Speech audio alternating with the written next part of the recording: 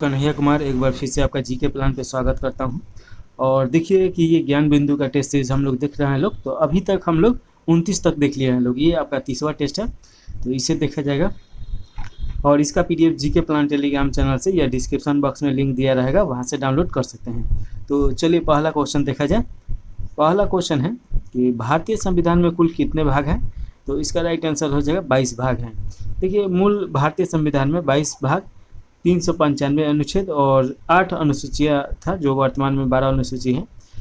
भारतीय संविधान में वर्तमान में गणना की दृष्टि से लगभग 470 आर्टिकल हो गए हैं। और कैबिनेट मिशन की संस्तुतियों के आधार पर भारतीय संविधान के निर्माण करने वाले संविधान सभा का गठन 1946 ईस्वी में किया गया था। और संविधान सभा के द्वारा ही हम लोग का संविधान गठित हुआ है, तो ये याद रखिएगा।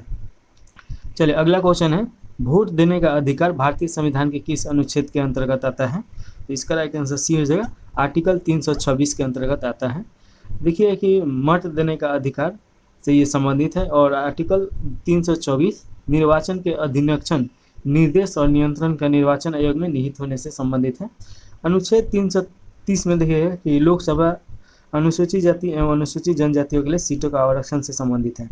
अगला क्वेश्चन है तीसरा का नंबर, पूर्व पश्चिमी गलियारा में पूर्वोत्तर भाग है। तो पूर्वोत्तर भाग कौन सा है, तो सिलचर है। तो ऑप्शन नंबर ए सही हो जाएगा। देखिए कि स्वर्णिम चतुर्भुज पूर्व पश्चिमी गलियारा भारत में सिलचर और पोरबंदर शहरों को जोड़ता है। इसकी लंबाई 3300 किलोमीटर है। पूर्व पश्चिम गलियारा राष्ट्रीय राजमार्ग 27 के माध्यम से जुड़ा हुआ है। और देखिए कि उत्तर दक्षिण गलियारा श्रीनगर को कन्याकुमारी या कोची से जोड़ता है। यह राष्ट्रीय राजमार्ग 44 है। सबसे बड़ा राष्ट्रीय राजमार्ग 44 ही है। अगला क्वेश्चन है, हम्बनटोटा बंदरगाह किस देश में स्थित है। तो इसका राइट आंसर आपका डी हो जाएगा, ये श्रीलंका में है। भारत का सबसे बड़ा बंदरगाह आपका मुंबई में है। भारत का सबसे बड़ा कृत्रिम बंदरगाह चेन्नई बंदरगाह है। तूतीकोरन बंदरगाह तमिलनाडु राज्य में स्थित एक प्राकृतिक बंदरगाह है। इसे मत्स्य निर्यात हेतु विशेष रूप से बनाया गया है। वर्तमान में भारत में लगभग 23 राष्ट्रीय स्तर के बंदरगाह, तो ये याद रखेगा। बालचंद्र हरिश्चंद्र को भारत में बंदरगाह का जन्मदाता कहा जाता है, तो ये भी आप याद रखिएगा। सबसे सुरक्षित बंदरगाह कौन सा अगर पूछ दिया तो विशाखापट्टनम बंदरगाह बताइएगा, ये आंध्र प्रदेश में पड़ेगा। चलिए अगला क्वेश्चन देखिए, डेट्रॉयट नामक नगर किसके लिए प्रसिद्ध है। तो ये आपका हो जाएगा ऑटोमोबाइल उद्योग के लिए। तो ऑप्शन नंबर बी सही है। डेट्रॉयट संपूर्ण विश्व के मोटर गाड़ी उद्योग का बृहत्तम निर्माण केंद्र है। देखिए कि इसमें बिग 3 ऑटो निर्माता जनरल ओट्सर, पथाब और फिएट क्रिएसल है। चेन्नई को भारत का डेट्रॉयट कहा जाता है, तो ये भी आप याद रखिएगा।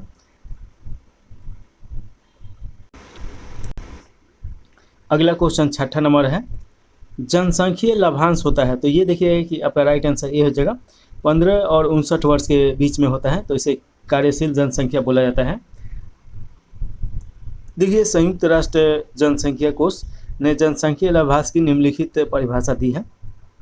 जनसंख्या लाभांश व इसका अर्थ है आर्थिक, देखिएगा ये आर्थिक विकास क्षमता जो जनसंख्या की आयु संरचना में बदलाव के परिणाम स्वरूप प्राप्त हो सकती है। मुख्यतः कार्यशील उम्र की आबादी 15 से 64 वर्ष का हिस्सा, गैर कार्यशील आपका 14 वर्ष से कम और 65 वर्ष से अधिक की आबादी हो जाएगा।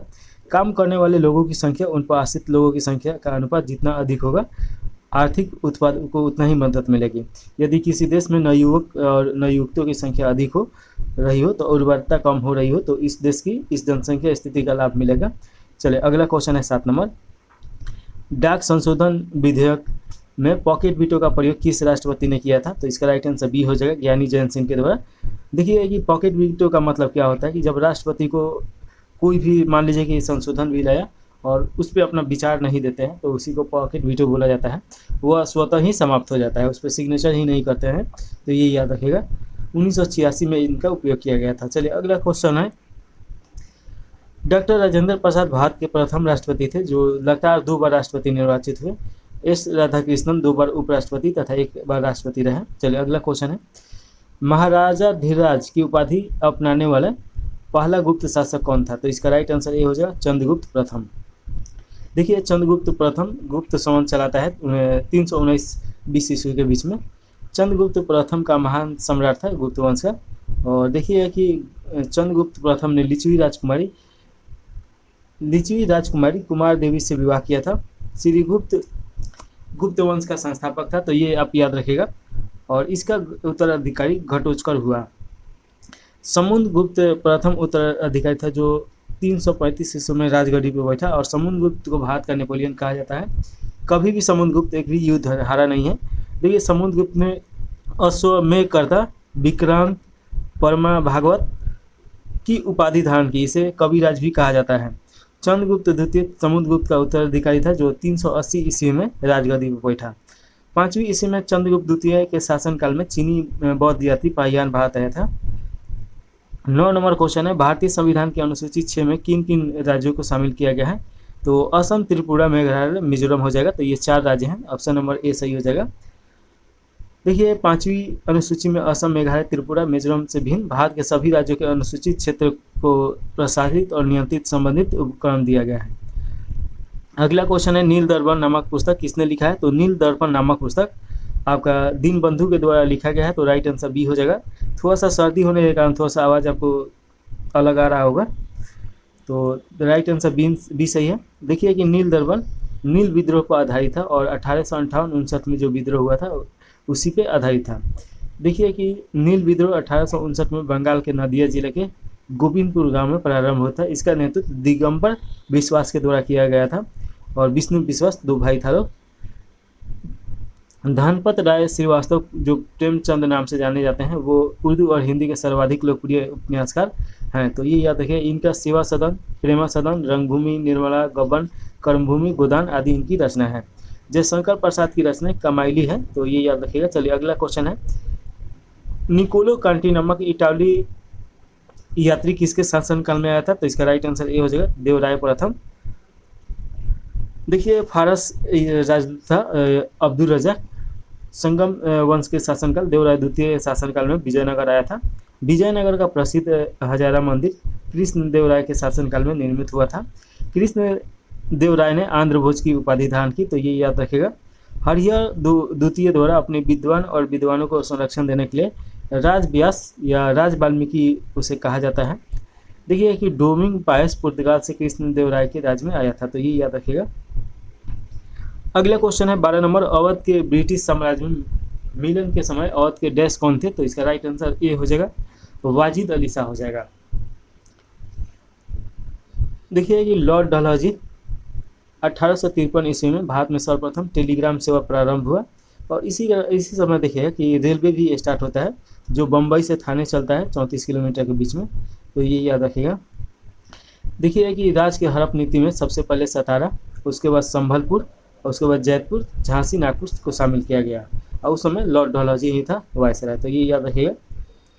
अगला क्वेश्चन है 13 नंबर, हाइसिस नामक उपग्रह का प्रक्षेपण किस यान से किया गया था? तो इसका राइट आंसर सी हो जाएगा, PSLV C-43 हो जाएगा। तो ये याद रखिएगा। चलिए अगला क्वेश्चन है, ऑस्ट्रेलियाई ओपन 2019 की महिला एकल विजेता कौन है? तो ये आपका करंट अफेयर 2019 का नहीं पढ़ना है। लालजी टंडन बिहार के राज्यपाल हैं, ये भी नहीं पढ़ना है। वर्तमान में मोहम्मद आरिफ हैं राज्यपाल। बिहार का न्यूनतम जनसंख्या वाला जिला, इसका राइट आंसर शेखपुरा हो जाएगा। शेखपुरा में न्यूनतम जनसंख्या है। तो ये याद रखिएगा। और पूरे बिहार की जनसंख्या 10,40,99,452 है। तो ये याद रखना है, जिसमें पुरुषों की जनसंख्या 52.14% और बाकी जो 47% बचा 47.46 तो वो महिलाओं की जनसंख्या है। सर्वाधिक जनसंख्या वाला जिला पटना हो जाएगा और सर्वाधिक लिंगानुपात वाला जिला देखिएगा कि गोपालगंज हो जाएगा, जबकि न्यूनतम लिंगानुपात वाला ये मुंगेर हो जाएगा। बिहार की साक्षरता दर 61.80% है। इसमें पुरुषों की साक्षरता दर 71.2%, जबकि महिलाओं की साक्षरता दर 51.5 है। अब 17 नंबर क्वेश्चन है, असहयोग आंदोलन प्रारंभ होने का कारण क्या था? तो इसका राइट आंसर आपका हो जाएगा। देखिए कि इसका राइट आंसर सी हो जाएगा, जलियांवाला बाग हत्याकांड। ये कब घटना हुआ था? तो 13 अप्रैल 1919 को ये घटित हुआ था।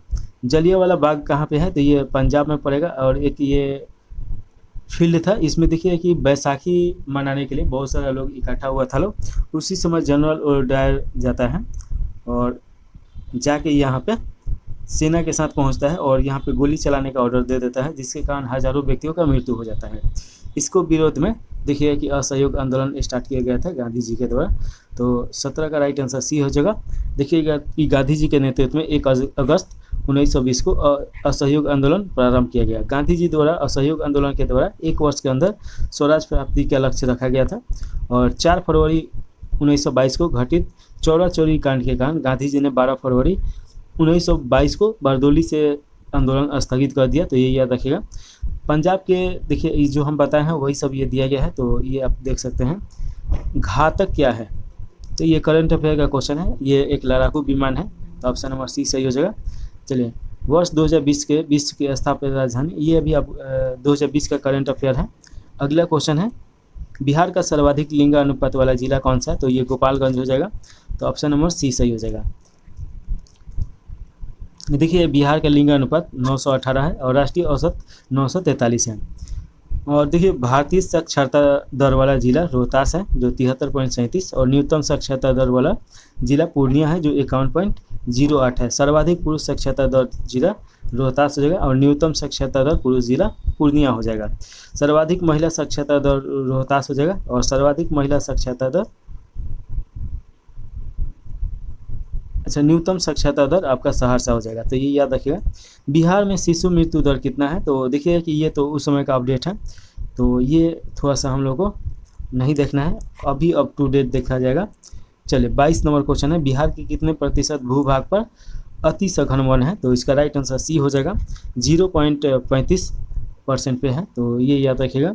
देखिए राज्य के वन क्षेत्रों में अति सघन वन लगभग 33 वर्ग किलोमीटर माध्यम है और माध्यम घने वन देखिए 3286 वर्ग किलोमीटर है। खुले वन 3762 वर्ग किलोमीटर है। चलिए अगला क्वेश्चन देखिए, रंगराजन कमेटी कब गठित की गई थी? तो इसका राइट आंसर डी हो जाएगा 1905 में। और इसका सिफारिश देखिएगा कि 2005 में राष्ट्रीय सांख्यिकी आयोग का स्थापना किया गया। गरीबों का आकलन करने के लिए श्री रंगराजन समिति को गठित किया गया था। चलिए इसके बाद 23 के बाद 24 नंबर क्वेश्चन है, बिहार में अंतर्जातीय विवाह प्रोत्साहन योजना के तहत कितनी राशि दी जाती है? तो ये आपका 1 लाख राशि दिया जाता है। तो ऑप्शन नंबर आपका डी सही हो जाएगा। और देखिए कि इस योजना के अंतर्गत अंतर्जातीय विवाह की स्थिति में कुल देखिएगा कि आपका 2.5 लाख दिए जाते हैं, जिसमें से 1.5 लाख रुपये राशि ज्यूडिशरी स्टाम्प पेपर जमा करने पर प्राप्त होता है और 1 लाख फिक्स डिपॉजिट के रूप में 3 वर्षों तक रखे जाएंगे। तो ये याद रखिएगा।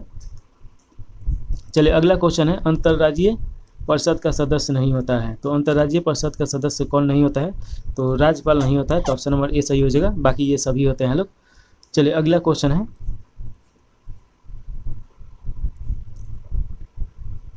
देखिए कि ये डाटा जो थोड़ा सा पुराना है उसको हम नहीं पढ़ रहे हैं, जहाँ से क्वेश्चन आएगा या बार बार रिपीट भी एक ही जो डाटा है उसको नहीं किया जा रहा है। तो ये मत सोचिएगा कि ये छोड़ के पढ़ रहे हैं।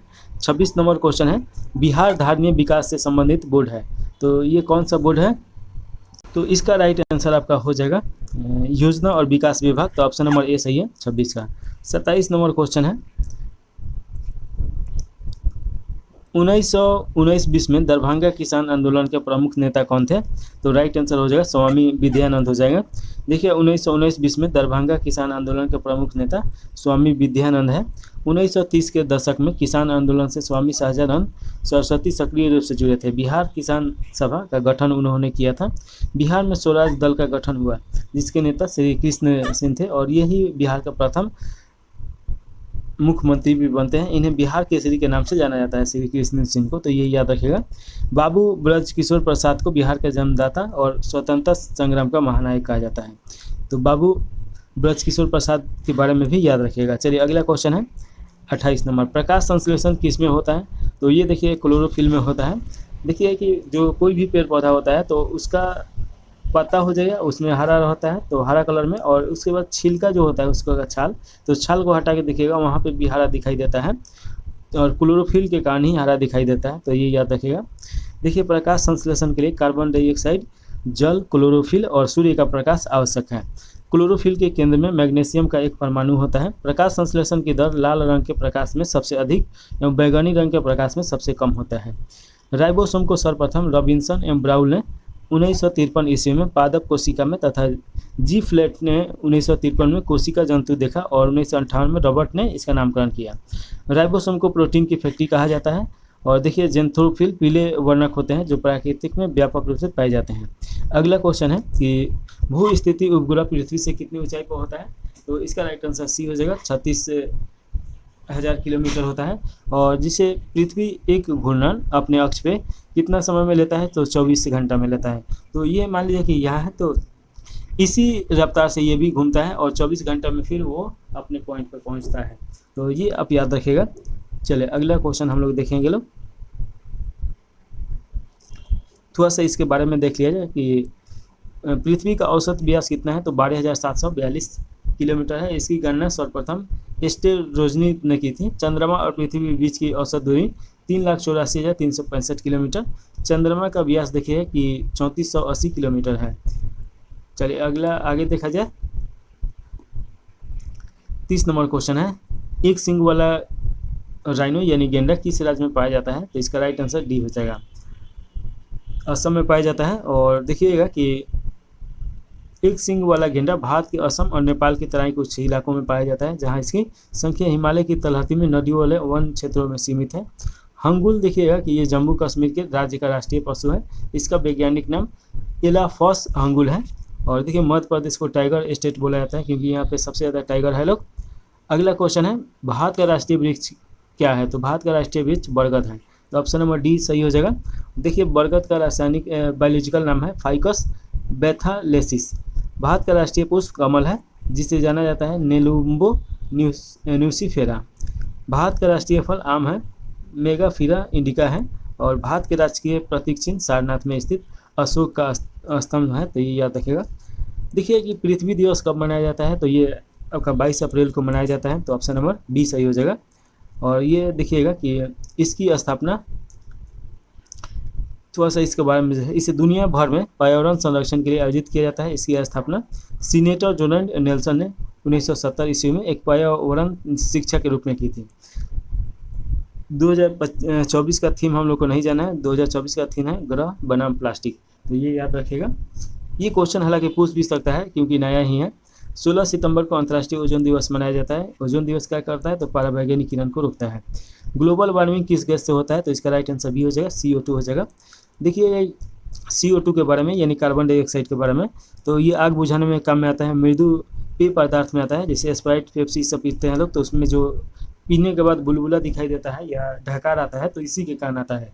बीकर को भंडारित करने में आता है, सोडा वाटर में आता है, डबल रोटी को स्पंजी बनाने में और हरित गृह प्रभाव में आता है। देखिए कि समुद्री खरपतवार आयोडीन का महत्वपूर्ण स्रोत है।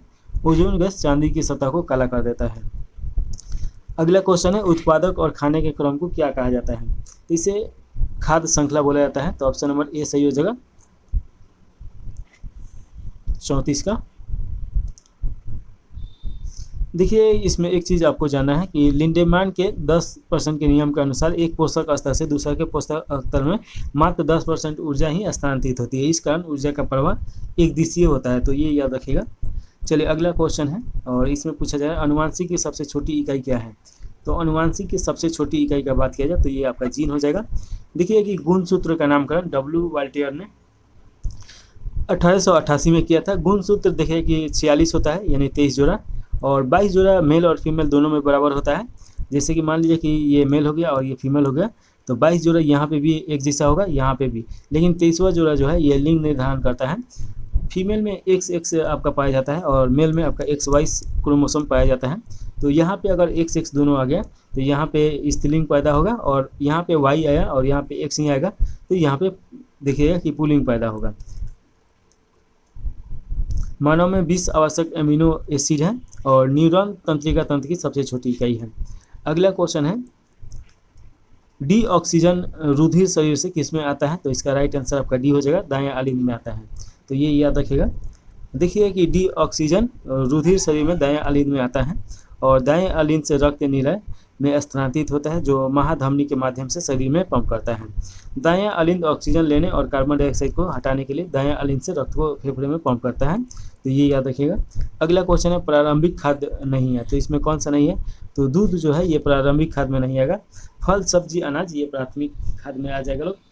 देखिए वनस्पति जगत में पोषण और विकास के काम आने वाले विघटन को खाद कहा जाता है। उर्वरक रूप से प्रयुक्त जैव पदार्थों को जैविक खाद कहा जाता है। अगला क्वेश्चन देखेंगे लोग, 38 नंबर क्वेश्चन है, भारत में प्रतिवर्ती धारा यानी कि एसी का मान क्या है? तो इसका राइट आंसर 50 हर्ट्ज हो जाएगा। तो ऑप्शन नंबर ए सही है। देखिए कि पावर ग्रिड के समान संचालन के लिए हमारे देश में 50 हर्ट्ज आवृत्ति पर विद्युत ट्रांसफर निर्धारित है। इसमें 0.5 हर्ट्ज तक कमी या वृद्धि मान्य है। इससे कम या ज़्यादा होने पर ग्रिड फेल हो जाता है।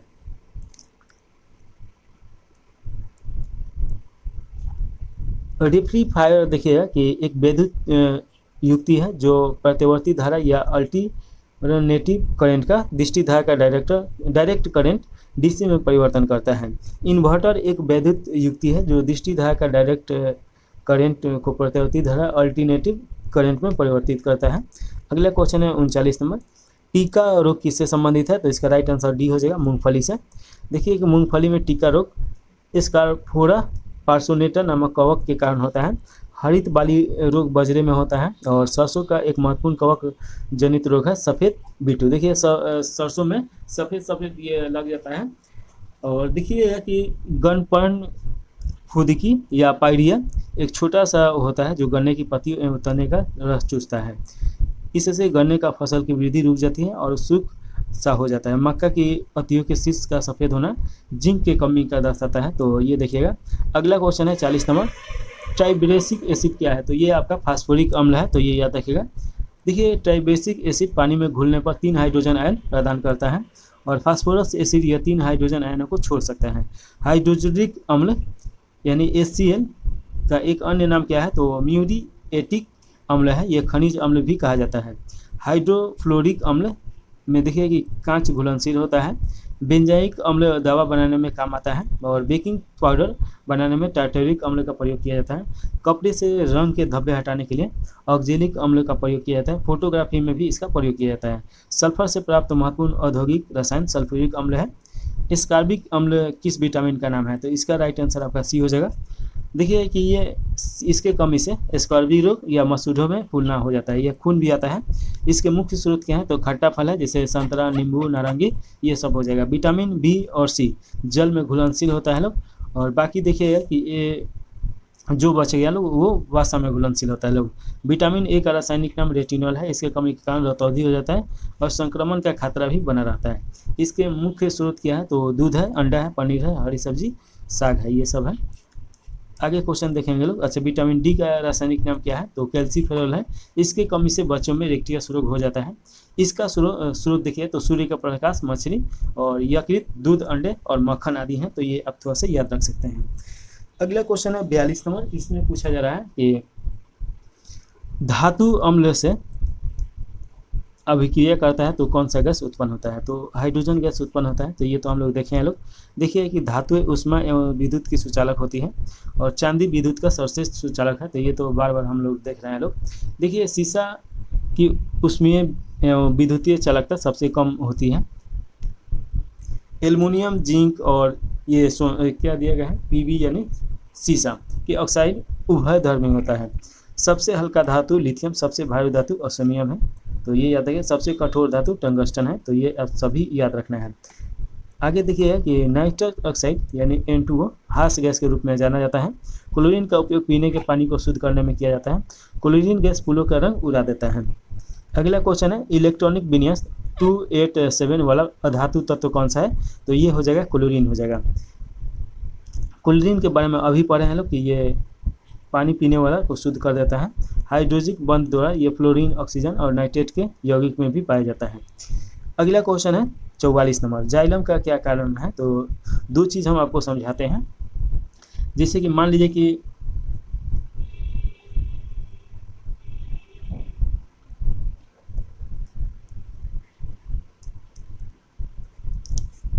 ये आपका एक पेड़ हो गया, ठीक है। तो इसका जड़ रहेगा और जड़ के साथ बहुत सारा तना रहेगा, पत्ता रहेगा, ठीक है। अब यहाँ पे देखिए कि दो चीज़ समझना है। पेड़ पौधे का खाना प्रकाश संश्लेषण के द्वारा कहाँ बनता है? तो ज़्यादातर पत्ता में बनता है या हरा जो इसका होता है जैसे टहनी होता है उसमें भी बनता है। और जब खाना बनेगा तो पूरे शरीर में चाहिए। जैसे कि हम लोग खाना खाते हैं लोग मुंह से, तो उसके बाद धीरे धीरे पच के पूरे शरीर में जाता है। वैसे ही ये भी पूरे शरीर में जाना चाहिए। और पूरे शरीर में कौन ले जाता है, तो देखिएगा कि फ्लोएम के द्वारा ये ले जाया जाता है। वैसे ही देखिए कि खाना खाने के बाद पानी और खनिज भी चाहिए, तो ये पेड़ पौधा जड़ से पाता है लोग, और जड़ से पूरे पेड़ पौधा में पहुंचाता कौन है, तो जाइलम पहुंचाता है। तो राइट आंसर आपका ए सही हो जाएगा, जल संवहन। अगला क्वेश्चन है रासायनिक परिवर्तन नहीं है, तो देखिए कि आपका पानी का उबलना रासायनिक परिवर्तन नहीं है, ये भौतिक परिवर्तन है। भौतिक परिवर्तन अपने मूल रूप में आ जाता है। तो देखिए पानी जो है तो ये आपका उबल रहा है तो भाप बन रहा है, फिर ये संघनन होकर फिर पानी में बदल सकता है। और दूध का खट्टा होना, ये कागज़ का जलना, कोयले का जलना, ये सब आपका रासायनिक परिवर्तन है, ये अपने मूल रूप में नहीं आ सकता है लोग। आगे देखेंगे लोग अगला क्वेश्चन, H2SO4 का ऑटोमेसिटी कितना होगा, तो इसका राइट आंसर डी हो जाएगा, 7 हो जाएगा।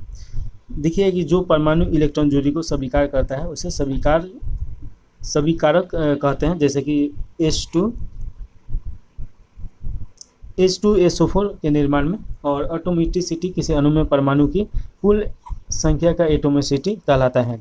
सबसे पहले इलेक्ट्रॉन के आवेश का सफलतापूर्वक निर्धारण मिलीकरण ने किया था, तो ये याद रखिएगा। अगला क्वेश्चन है साबुन का सह उत्पाद है, तो साबुन का सह उत्पाद कौन है, तो ये ग्लिसरॉल हो जाएगा, तो ऑप्शन नंबर आपका बी सही हो जाएगा। इसके बारे में यहाँ पे देखिए कि तोड़ के दिखाया गया है, तो आप देख सकते हैं साबुन बनाने की प्रक्रिया में वासा अम्ल की एस्टर जल अवघटन हो जाती है और प्राप्त हुआ साबुन क्लोराइड अवस्था में रहता है। इस विलयन में सोडियम क्लोराइड डालकर अवक्षेपित कर लिया जाता है। साबुन निकाल लेने के पश्चात ग्लिसरॉल बचे हुए विलयन में रह जाते हैं। केवल सोडियम और पोटेशियम साबुन का ही देखिए केवल सोडियम और पोटेशियम साबुन ही पानी में घुलनशील होते हैं, सफाई के लिए प्रयुक्त होते हैं। ग्लिसरॉल या ग्लिसरीन एक कार्बनिक यौगिक है, यह तेल और वसा में पाया जाता है। यह रंगहीन, गंधहीन और श्यामा द्रव है। इसका प्रयोग औषधि निर्माण में बही यात्रा में से होता है। अगला क्वेश्चन देखेंगे लोग। अच्छा, इसमें और भी दिया गया है, तो इसे एक बार विस्तार से देख लिया जाए। इथेनॉल एक प्रसिद्ध अल्कोहल है जिसमें पेट्रोल में मिलाकर गाड़ियों में फ्यूल की तरह इस्तेमाल किया जा सकता है। इथेनॉल एक तरह का जल रहित एथिल अल्कोहल है जिसका रासायनिक सूत्र C2H5OH होता है। यह गन्ना, मक्का और गेहूँ आदि से प्राप्त किया जा सकता है। उसका जो भूसा होता है, पेट्रोल के उपयोग से होने वाले प्रदूषण को कम करने के लिए इथेनॉल मिलाया जाता है। इथेनॉल एक कार्बनिक यौगिक है जिसका अनुसूत्र देखिए CH3OH होता है। इसे वुड स्पिरिट के नाम से भी जाना जाता है। अगला क्वेश्चन देखिएगा, 48 नंबर क्वेश्चन है। इनमें से सही कथन चुनिए, तो सही कथन कौन सा है, तो द्रव्यमान हमेशा स्थिर रहता है जबकि भार हमेशा बदलता रहता है। ये एकदम सही है। तो देखिए कि द्रव्यमान और भार क्या होता है, तो दो चीज़ समझिए कि जैसे कि मान लीजिए कि ये हम लोग का पृथ्वी है, तो पृथ्वी पे सभी वस्तु क्यों है, क्योंकि गुरुत्वाकर्षण बल के कारण, यानी पृथ्वी का केंद्र की तरफ ये अपने पृथ्वी जो है अपने केंद्र की तरफ खींच के रखा है। तो जो खींचने की क्षमता है इसी को बोला जाता है भार। अब एक चीज़ समझिए कि पृथ्वी का अपना क्षमता हो सकता है, और वहीं पे अगर चांद पे जाएंगे लोग तो चांद का अपना क्षमता हो सकता है, किसी और ग्रह पे जाएंगे उसका क्षमता अपना हो सकता है। तो सभी का क्षमता अपना अपना हो सकता है। लेकिन देखिए कि मान लीजिए कोई वस्तु है, चाहे हम लोग हैं लोग, तो मान लीजिए कि पृथ्वी पे हैं, पृथ्वी से चंद्रमा पे जाएंगे तो ऐसा तो होगा नहीं कि जो हम लोग के अंदर है, ब्लड हो गया, हड्डी हो गया, ये निकल के चला जाएगा, ये तो वहीं रहेगा। तो द्रव्यमान हमेशा कहीं भी जाइए वही रहता है, लेकिन आपका भार बदल जाता है। तो राइट आंसर आपका ए सही हो जाएगा। चलिए अगला क्वेश्चन, यही इसमें समझाया गया होगा। अगला क्वेश्चन है 49 नंबर। ग्लास में पानी बर्फ पर तैर रहा है, यदि बर्फ पिघल जाए तो आयतन पर क्या प्रभाव पड़ेगा, तो आयतन पर कोई प्रभाव नहीं पड़ेगा, वही रहेगा। क्यों वही रहेगा, तो थोड़ा सा समझिए कि ये मान लीजिए कि आपका गिलास है, ठीक है। अब गिलास में मान लीजिए कि ये थोड़ा सा आपका पानी है, और पानी मान लीजिए कि इस ये जो एंगल दिया गया है इतना पानी है। अब एक चीज़ समझिए, इसमें बर्फ़ का अगर हम टुकड़ा गिराएं या आप गिराइएगा तो क्या होगा कि जैसे बर्फ़ का टुकड़ा गिरेगा तो ये अपना जितना इसको छेकना है तो उतना ये अपना वहाँ से पानी हटा देता है, और ये लेयर उसी समय यहाँ पे बढ़ जाएगा। अब 1/10वां हिस्सा इसका ऊपर रहता है, बाकी 90% हिस्सा पानी के अंदर डूब जाता है। अब समझना ये है कि जैसे ये पिघलेगा तो ये तो पहले ही उतना हिस्सा हटा लिया है, तो उसके बाद ये आगे नहीं जाएगा, तो वो आयतन स्थिर रहेगा। तो ये याद रखिएगा। जल का शुद्ध रूप वर्षा का जल है। और देखिए जल में अस्थायी कठोरता किसके कारण आता है, तो कैल्शियम और मैग्नीशियम के सल्फेट, क्लोराइड और नाइट्रेट के घुले रहने के कारण होता है। जल में अस्थायी कठोरता का कारण है कैल्शियम और मैग्नीशियम के बाइकार्बोनेट। कृत्रिम वर्षा के लिए सिल्वर आयोडीन का प्रयोग किया जाता है। चलिए अगला क्वेश्चन है 50 नंबर। मध्य कर्ण में इनमें से कौन सा हड्डी नहीं पाई जाती है? तो इसका राइट आंसर डी हो जाएगा, हेमलेट नहीं पाया जाता है। देखिए शरीर के सबसे छोटी हड्डी आपका स्टेपिस है जो कान में पाया जाता है। सबसे बड़ी हड्डी आपका फीमर है जो जांघ में पाया जाता है, तो ये आप याद रखिएगा। और हेमेट हड्डी 8 कर्पर हड्डी में से एक है जो कलाई के जुड़े का हिस्सा रहती है, तो ये याद रखिएगा। चलिए अगला क्वेश्चन देखिए।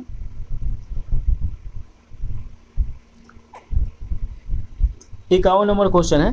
पृथ्वी पर किसी वस्तु का पलायन वेग चंद्रमा पे उस वस्तु के पलायन वेग से क्या होगा? तो उस पलायन वेग से अधिक होगा। देखिए कि पृथ्वी का पलायन वेग क्या होता है कि ऐसा वेग जो पृथ्वी पर से अगर फेंका जाए यानी कहीं से भी, तो पृथ्वी के गुरुत्वाकर्षण को तोड़ते हुए ब्रह्मांड में चला जाए, फिर ये रिटर्न नहीं आएगा। तो देखिए कि पृथ्वी का पलायन वेग आपका 11.2 किलोमीटर प्रति सेकेंड होता है, यानी कि 1 सेकेंड में 11.2 किलोमीटर अगर फेंक दिया जाए कोई वस्तु को तो वो पृथ्वी पर लौट के नहीं आएगा।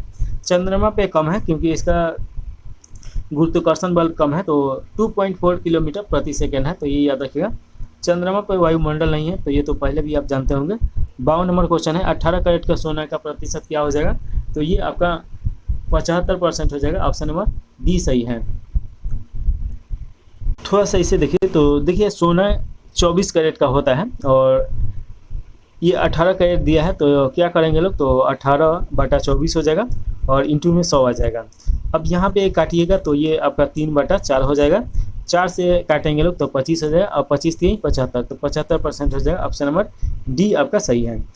थोड़ा सा इसके बारे में और देखा जाए तो देखिएगा कि धातुओं में सोना की रासायनिक सक्रियता सबसे कम होती है, जिसके कारण यह स्वतंत्र अवस्था में पाई जाती है। देखिए कि स्वर्ण की शुद्धता डिग्री तथा कैरेट में मापा जाता है। विशुद्ध स्वर्ण आपका 1000 डिग्री अथवा 24 कैरेट का होता है। आभूषण बनाने के लिए 10 से 22 कैरेट तक का सोना उपयोग किया जाता है। अति मुलायम खनिज आपका टॉल्क है जो सोप स्टोन के नाम से जाना जाता है। मैग्नीशियम सिलिकॉट का रासायनिक सूत्र देख लीजिए, MgSiO3 होता है। अगला क्वेश्चन है, लोहे के गैल्वेनीकरण में कौन सी धातु प्रयुक्त किए जाते हैं?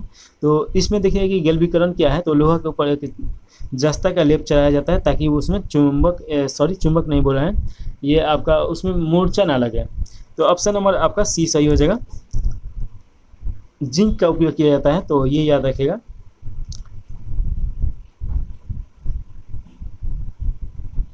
चलिए अगला क्वेश्चन है 54 नंबर। सबसे पहले किस जीव को अंतरिक्ष में भेजा गया था? तो इसका राइट आंसर हो जाएगा डी हो जाएगा, कुतिया को भेजा गया था।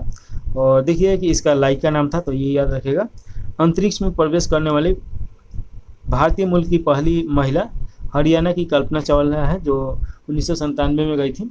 अंतरिक्ष में जाने वाली विश्व की प्रथम महिला वेलेंटिना तेरेस्कोवा है जो सोवियत संघ की है। चंद्रमा पर पैर रखने वाला प्रथम व्यक्ति तो नील आर्मस्ट्रांग है जो अमेरिका के हैं, 21 जुलाई 1969 को रखे थे। चंद्रमा पर मानव भेजने वाला प्रथम देश अमेरिका है। प्रथम भारतीय उपग्रह आर्यभट्ट जो 19 अप्रैल 1975 को सोवियत संघ से प्रक्षेपित किया गया था। अगला क्वेश्चन है, ध्वनि तरंगें नहीं चलती है। तो देखिए कि ध्वनि आपका निर्वात में नहीं चलता है। ध्वनि जो तरंग होता है ये किसी न किसी माध्यम का उपयोग करता है और सबसे ज़्यादा देखिए कि ठोस, उसके बाद आपका तरल, उसके बाद गैस आ जाएगा। ध्वनि तरंग के सबसे अधिक ठोस में, उसके बाद द्रव में और उसके बाद गैस में होता है। वायु में ध्वनि तरंग की चाल 332 मीटर प्रति सेकेंड होता है और देखिए कि ध्वनि की चाल 1483 मीटर प्रति सेकेंड। लोहे में ध्वनि की चाल 59, जल में ये ध्वनि की चाल है 1483 और लोहे में देखिए 5950 है। देखिए ध्वनि की चाल पे दाब का कोई प्रभाव नहीं पड़ता है, अर्थात दाब घटने या बढ़ने पर ध्वनि की चाल अपरिवर्तित रहेगा। मनुष्य की अधिकतम श्रव्य शक्ति आपका 60 डेसिबल है, इसे अधिक तीव्रता की ध्वनि को मनुष्य नहीं सुन सकता है। अगर हर्ट्स में देखिएगा तो 20 हर्ट्स से लेके आपका 20,000 हर्ट्स हो जाएगा, तो ये आप याद रखिएगा। ध्वनि तरंग अनुदैर्घ्य यांत्रिक होता है, तो ये याद रखिएगा। किताब में हमेशा रहता है, तो किताब में हमेशा क्या रहता है, तो पृष्ठ रहता है, तो ये आपका रीजनिंग है। अगला क्वेश्चन है, क्रम में सजाइए। और क्रम में सजाएंगे लोग तो देखिएगा कि आपका सबसे पहले क्या आ जाएगा, तो भ्रूण आ जाएगा और भ्रूण के बाद क्या आएगा, तो आपका नवजात हो जाएगा। नवजात के बाद आपका बच्चा और बच्चा के बाद आपका युवा और युवा के बाद वयस्क। तो एक व्यक्ति के जीवन का ये क्रम दिखाया जा रहा है, तो ऑप्शन नंबर आपका ये सही हो जाएगा। अगला क्वेश्चन है, देखिए कि दिया गया है C9X और E25 भी दिया गया है, G49T और I81R दिया गया है। तो एक चीज़ तो हम लोग को समझ में आ रहा है कि 9, 25, 49 और 81 ये सभी किसी ना किसी का स्क्वायर है। 9 3 का स्क्वायर है, ये 5 का, और ये 7 का, ये 11 का। तो 11 अदू सॉरी ये 9 का है और 9 अदू 11 हो जाएगा, तो 11 का स्क्वायर आएगा तो 121 हो जाएगा। तो ऑप्शन नंबर सी ऐसे ही सही हो जाएगा। बाकी ये भी मिला सकते हैं लोग कि 3 और 2 5 और 5 2 7, 7 2 11, 11 अदो आपका कितना 13 हो जाएगा। तो ऑप्शन नंबर सी सही है। अगला क्वेश्चन देखेंगे लोग, यदि वाराणसी का देखिए इतना लिखा जाए तो कोलकाता का क्या हो जाएगा। तो देखिए यहाँ पे बना दिया गया है, ऑप्शन नंबर ए सही हो जाएगा। चलिए अगला क्वेश्चन है, एक व्यक्ति पूर्व से चलना प्रारंभ करता है और कुछ दूर चलने के बाद वो दाएं मुड़ता है, फिर वो कुछ दूर चलने के बाद बाएं मुड़ता है, अब वो किस दिशा में जा रहा है। तो थोड़ा सा देखिए, तो यहाँ पे बना भी दिया गया है और एक व्यक्ति पूर्व की ओर चलना प्रारंभ किया, तो 4 ऐसे मान लीजिए, तो ये आपका पूर्व हो गया, ये आपका पश्चिम हो गया, ये उत्तर और ये दक्षिण हो गया। तो देखिए कि पूर्व की तरफ ये चलना प्रारंभ करता है, कुछ दूर चलने के बाद दाएं मुड़ता है, तो दाएं इसका इधर हो जाएगा, फिर कुछ दूर चलने के बाद बाएं मुड़ता है, तो बाएं इधर मुड़ेगा, अब वो किस दिशा में जा रहा है, तो इसका राइट आंसर आपका पश्चिम हो जाएगा। ये अच्छा दाएं मुड़ता है तो इधर मुड़ेगा, हम उधर मुड़ा दिए, तो आपका दाएं इधर हो जाएगा, तो ये पूर्व का राइट स्ट्रेट एंगल हो जाएगा आपका पश्चिम। अगला क्वेश्चन है 61, 35 छात्रों में ऊपर से सूरज का 12वां स्थान है, जो नीचे से उसका कौन सा स्थान है। तो 35 छात्र है लोग और ऊपर से उसका 12वां स्थान है, तो 35 में अगर 12 घटा दिया जाए तो 3 और 2 और प्लस 1 जोड़ देना है, तो 23 1 24 हो जाएगा। तो ऑप्शन नंबर आपका सी सही हो जाएगा। चलिए अगला क्वेश्चन देखेंगे लोग, इसमें पूछा दिए गए विकल्प में से लुप्त संख्या ज्ञात करना है। तो लुप्त संख्या देखिएगा कि क्या हो जाएगा, तो जिस प्रकार देखिएगा 4 + 9 आपका 13 है और 15 + 6 21 है, तो 35 और प्लस 7 आपका कितना हो जाएगा 42 हो जाएगा। तो ऑप्शन नंबर डी सही हो जाएगा। अगला क्वेश्चन है, दी गई श्रृंखला में अगली संख्या ज्ञात कीजिए। तो 6 12 20 और ये दिया गया है, तो इसमें देखिएगा कि 6 12 20 और यहाँ पे कितना 2 का स्क्वायर प्लस 2, 3 का स्क्वायर प्लस 3 और 4 का स्क्वायर प्लस 4, 5 का स्क्वायर प्लस 7। तो वैसे ही देखिए 6 का स्क्वायर प्लस 7 दिया गया है, 11 दिया गया है, तो इसका राइट आंसर आपका कितना हो जाएगा सी हो जाएगा। अगला क्वेश्चन देखिए कि एक पैटर्न के साथ एक चौकीदार पारदर्शी कागज पत्रिका दिया है, जबकि पारदर्शी कागज पत्रिका को बिंदुकित रेखा पर मोड़ा जाता है, तो पैटर्न कैसा दिखाई देगा। तो आकृति यहाँ पे दिया गया है और यहाँ से देखिएगा कि इधर से इधर मोड़ा गया है, तो कैसा आकृति हो जाएगा। तो ये तो बहुत आसान है, ये आप मोड़ के खाली रख दीजिए, तो आपका आकृति देखिएगा कि इस प्रकार हो जाएगा। ऑप्शन नंबर सी सही हो जाएगा। चलिए अगला क्वेश्चन है, यदि पूछा जा रहा है कि यदि P + R और बड़ा P + S और तथा P + Q और बड़ा R + S, तो इनमें से कौन सा संबंध सही है। तो इसका राइट आंसर डी हो जाएगा। यहाँ पे देखिए कि समझा दिया गया है, तो आप इसको एक बार देख लीजिए ये समीकरण। अगला क्वेश्चन है 66 नंबर, ताश की एक गड्डी में एक पत्ता निकाला जाता है, तो उस पत्ते की इक्का न होने की प्रक्रिया क्या है। तो 12/13 हो जाएगा, क्योंकि 13 पत्ता उसमें होता है, 13 दूनी 52, 52 पत्ता होता है। तो राइट आंसर आपका ए सही हो जाएगा। अगला क्वेश्चन है 9 10 12 15 से पूर्णतः विभाजित होने वाली सबसे छोटी संख्या कौन सी है। तो आपका देखिए एलसीएम पूछा जा रहा है, तो ये तो बहुत इजी क्वेश्चन है, एलसीएम निकालिए राइट आंसर आ जाएगा। ऑप्शन नंबर सी सही हो जाएगा, 180 हो जाएगा। अगला क्वेश्चन है, दो संख्याओं का अंतर 26 है, तो बड़ी संख्या छोटी संख्या के 3 गुनी हो तो बड़ी संख्या ज्ञात करना है।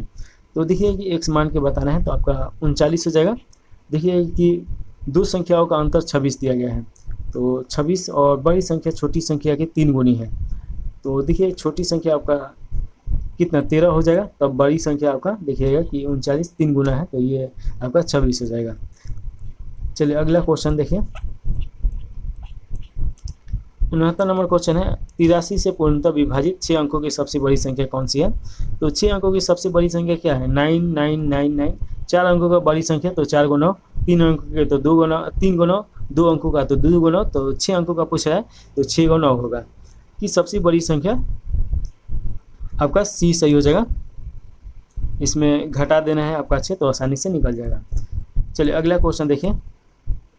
एक समकोण समबाहु त्रिभुज का क्षेत्रफल 200 सेंटीमीटर स्क्वायर है, तो उसका कर्ण कितना होगा? तो इसका राइट आंसर बी हो जाएगा, 20√2 सेंटीमीटर हो जाएगा। अगला क्वेश्चन है 70 के बाद 71 नंबर। एक शहर की जनसंख्या 6250 और देखिए कि 8% प्रति वर्ष की दर से घट रही है, तो 2 वर्षों में कितना कमी हो जाएगा? तो देखिए कि इसका राइट डी सही हो जाएगा, 960 हो जाएगा। तो इसे आप देख लीजिए यहाँ पे बनाया गया है, तो यहाँ पे सॉल्व किया गया है, तो इसीलिए हम इसको ज़्यादा नहीं समझाएंगे, आप खुद ही समझ लीजिए। उसके बाद 72 नंबर क्वेश्चन दिया गया है। इसमें पूछा जा रहा है ये tan आपका 22:1/2 डिग्री यहाँ पे दिया गया है, तो x का मान पूछ रहा है, तो आपका राइट आंसर सी हो जाएगा। तो ये इसको भी बना दिया गया है, तो आप देख लीजिए। अगला क्वेश्चन है 73 नंबर, अनुत्तीर्ण छात्रों का प्रतिशत। अच्छा देखिए कि एक पैराग्राफ दिया गया है और 73 और 74 बताना है। निम्नलिखित आवृत्ति रेख 360 छात्रों की एक परीक्षा का परिणाम दर्शाता है। आरेख का अध्ययन करें और प्रश्न संख्या का उत्तर दे। तो 73 74 देना है। द्वितीय श्रेणी में उत्तीर्ण 162 डिग्री और प्रथम श्रेणी में 54 और देखिए 36 अनुत्तीर्ण है लोग 36 डिग्री, 108 डिग्री आपका तृतीय श्रेणी में उत्तीर्ण हो जाएगा लोग। तो टोटल देखेंगे लोग तो 360 का ये होता है। अब यहाँ पे पूछा जाए कि अनुत्तीर्ण छात्रों का प्रतिशत कितना होगा, तो देखिएगा कि अनुत्तीर्ण कितना दिया गया है, तो 36 दिया गया है और 36 कितना में दिया गया है, तो आपका 360 में दिया गया है, तो 360 डिग्री हो जाएगा। और डिग्री को हटा के यहाँ पे 100 कर दीजिए। अब इसमें देखिए 1 0 से 1 0 कट गया और 36 से 36 कट गया, तो आपका कितना आ जाएगा, तो 10% हो जाएगा। ऑप्शन नंबर ए सही हो जाएगा।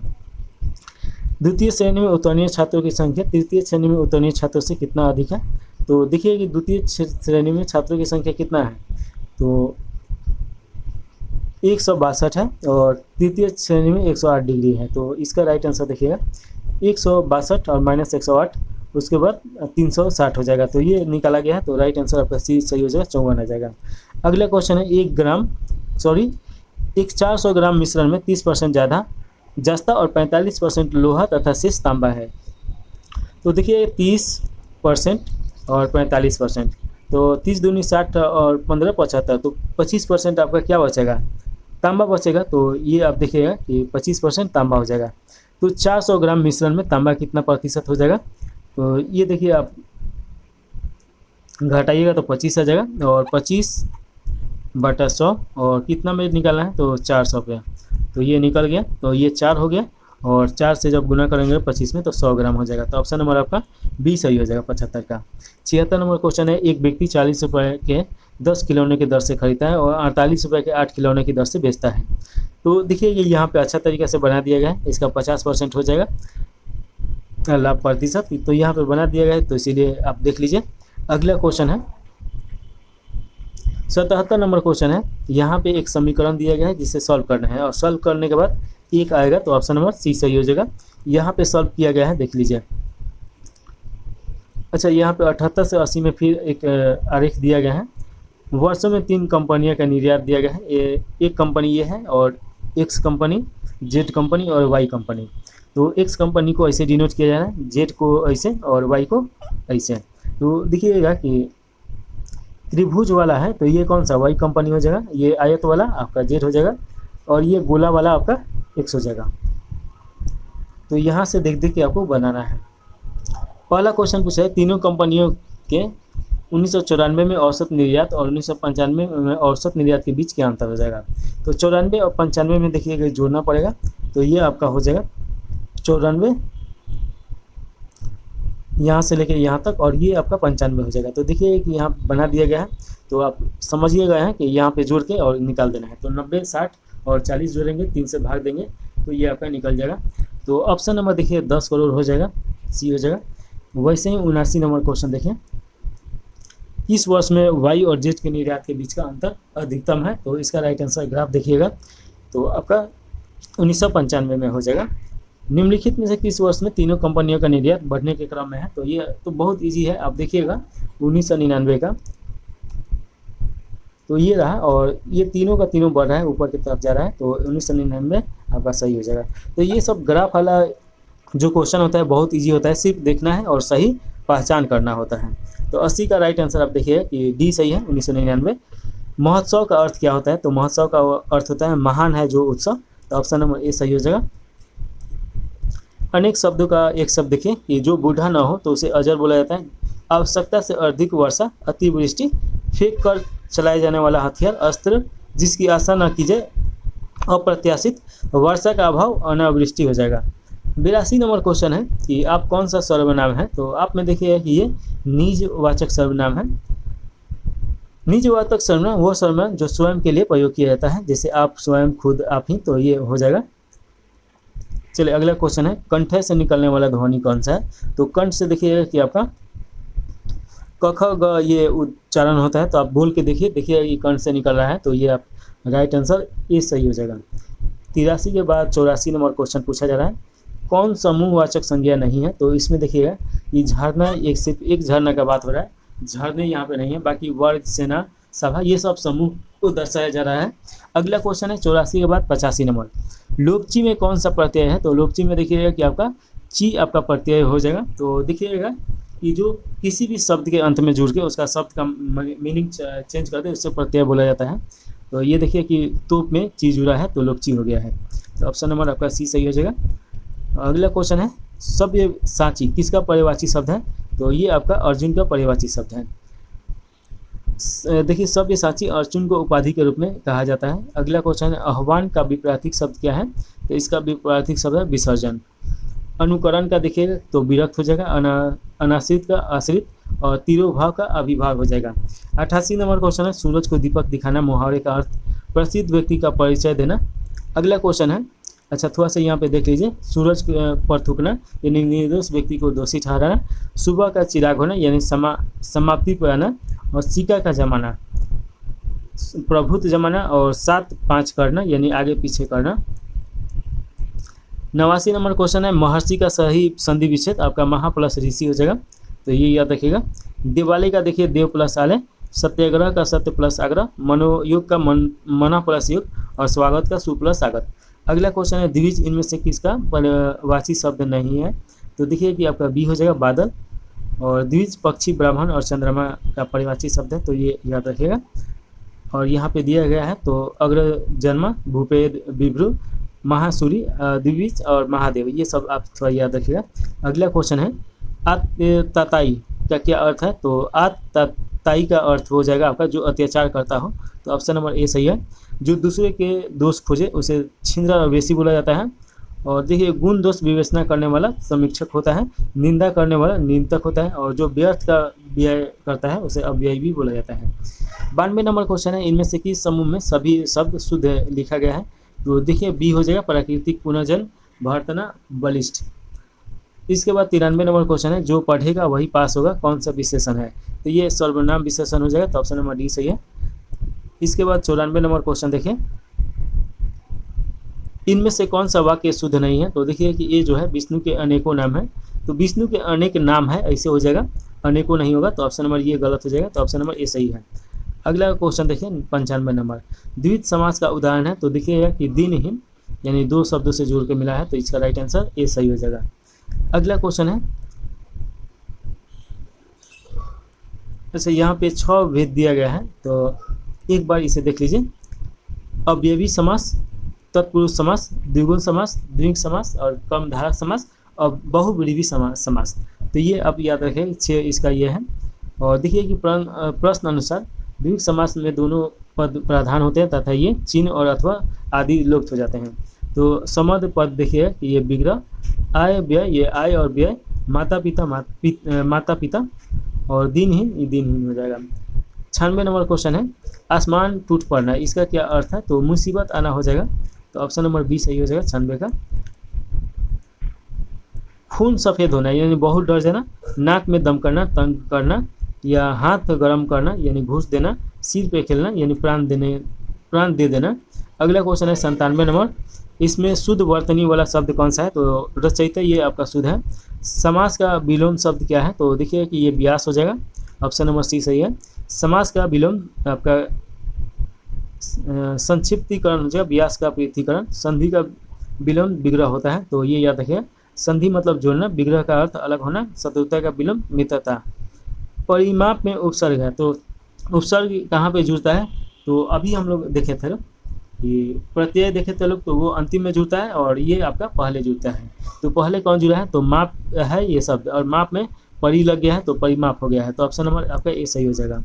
देखिएगा कि परि प्लस मात्र ये परिमाण होता है, अ प्लस सफल असफल, अ प्लस सहयोग असहयोग, और प्र प्लस हार प्रहार।